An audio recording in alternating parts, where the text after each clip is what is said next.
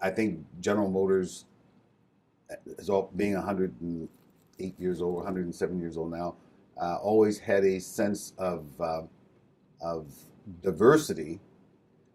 Dr. Sullivan just gave us the better definition of it and then forced us to use it.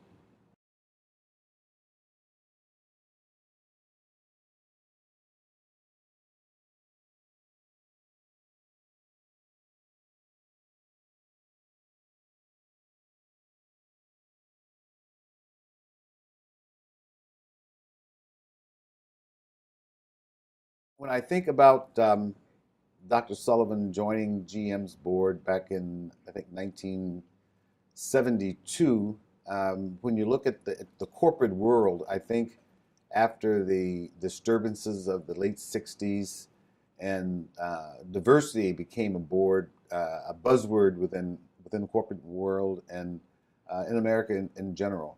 And I think corporations were looking for uh, qualified candidates to serve on their board, and Dr. Sullivan at the time, having had OIC under him, which was a working training type program, I think it added a different dimension to what we do. General Motors being a manufacturing, engineering, finance company, uh, that he would bring an expertise to our board. There were the Fortune 25 companies on our board, and they all respected him. You know, a 6'5" strapping man of color who could pray, and yet have the business acumen to get into our business. Being of his mindset of a fairness, he asks tough questions, questions that prior to 72, um, most companies just didn't ask those questions and didn't feel that there was a strong need to have people of color on boards. And being a prayerful man, he could say things in such a reverent way in a board meeting that it resonated. And you know, because of his questioning and his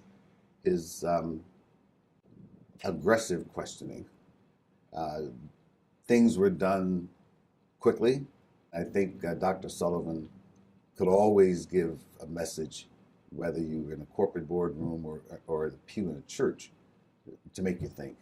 So Dr. Sullivan really brought that consciousness to corporate America, not just General Motors. And because of his questioning and because of his sincere belief in not only making lemonade, but owning the lemonade stand, that it made corporate leaders take a different view on how we did business and what was fair and what was right.